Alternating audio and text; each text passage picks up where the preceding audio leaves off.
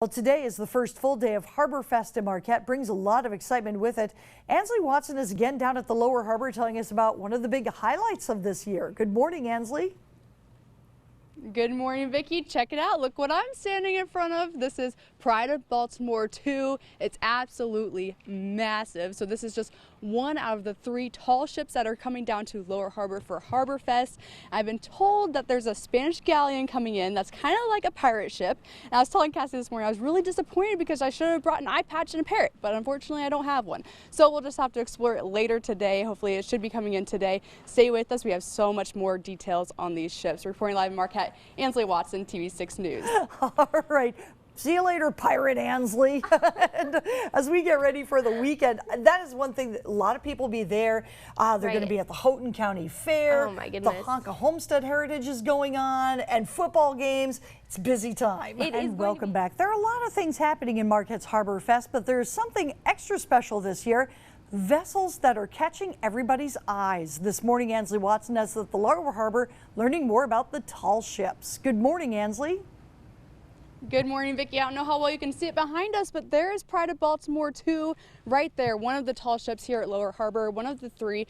Joining me this morning is maritime historian Fred Stonehouse. Good morning. Good morning. So is this the first time that these tall ships have been in Lower Harbor here at Marquette? No, we've been able to bring them in periodically since about 2000. Okay.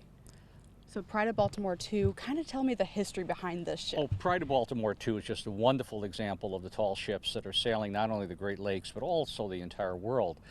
Pride of Baltimore 2 was built in 1988, and she was a replica of what's known as a Baltimore clipper. And during the War of 1812, these were the ships that terrorized the British Navy because of their ability and their speed to get in really quick, hit them hard, and get out. And so she's a wonderful example of that maritime history that we all celebrate. You're telling me there's 13 people on the crew here in this boat. What's the life behind that? You're right, 13 people on board. One of them, in fact, will be flying out today, I think, so they'll be down to an even dozen, which is a luckier number. But it's a tough life. You're living really close together. You make friends on a boat like this because you have to. So it's very Spartan, it's very basic, but there's a huge number of people there that enjoy doing it and literally make a career out of sailing these great big windjammers. Now here's just the one, but we have 2 more tall ships coming in. What are those and what are those about? We have 2 more coming. One of them will be arriving, in fact, in about half an hour, and that is the Spanish Galeon, 175 feet long, 3 stories high. If anybody has seen the movie Pirates of the Caribbean, it's my favorite movie, with Johnny Depp, you're seeing the Black Pearl when she comes in. It is a fantastic example, a fantastic tour. When she was in Duluth last weekend, there were lines 3 hours long for people to get on board her. She'll be a real favorite in Marquette. So it's something that people might want to come out and see, right? I think people ought to be fighting their way to come down here and see it, because the 3rd ship is one called When and If, which used to be the personal sailing yacht of General George Patton. And this is a boat that will be conducting what's called sailaways. So for $50, you and some of your friends can spend an hour and a half with the boat sailing on the Great Lakes and then come on back, another load will go out. And speaking of sailing, people can actually get on these boats as well, correct? Starting noon today, we will be offering deck tours of the boats, and that will be a fee of $12 for a person to be on board to both of the boats, including the El Galeon. And of course, 3 decks on that boat is going to be incredible for people. Now we're saying how the El Galeon is supposed to be here within the half an hour. So if we're lucky, stay with us. We may see it for the next segment, 6:40. We're hoping we can see her lights now coming around the breakwater, so hopefully she'll be here. Reporting live in Marquette, Ansley Watson, TV6 News. That would be exciting. Thank you very much. As you're getting ready for the day, you can see it's going to be a beautiful sunrise out there. Yes, already seen a peek of that this morning in the background of her live shot as we head into the day. Nobody panic. Tall ships have docked in the Lower Harbor in Marquette. And no, it's not a new incursion on land. It's part of Harbor Fest. Ansley Watson is there to tell us more about these incredible vessels. Good morning, Ansley. Good morning, Vicki. I am on cloud 9 right now. We just got to watch that come into the Lower Harbor. Like, couldn't get any better than that. Joining me this morning is maritime historian Fred Stonehouse. Wow, wasn't that incredible? That was incredible. That was one of those serendipitous moments that you just, coming out of literally the dawn. It was. Did you see the Spanish galleon? It's just incredible. Now, tell us a little bit about the Spanish galleon. the El Galeon, what is this? El Galeon is an authentic reproduction of the Spanish galleon, of the same type that would have been used during the Spanish Main. In other words, when they were discovery of America, the transportation of all the great treasures of the New World to the Old, this was a type of vessel that was used.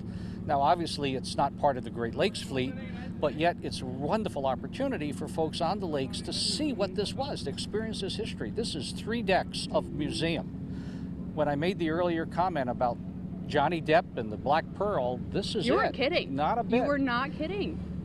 This is just an incredibly large vessel, 175 foot long, 3 decks high. I think folks that come down and get aboard it will just really, again, to be able to touch the past, and that's so important. There's already a crowd coming down, watching this come in. I mean, this is so great for history-wise. I mean, this has really traveled. You said from Spain? This boat literally sailed from Spain, but what people see when they see the tall ships is not just the history, they see the adventure.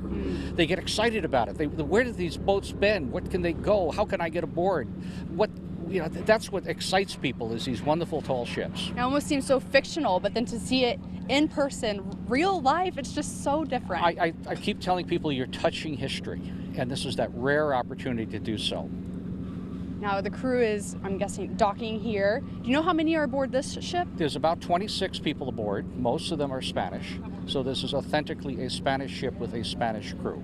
Okay, and this is going to be here for the weekend? This will be here through the weekend. It's part of the tall ships component of Harborfest.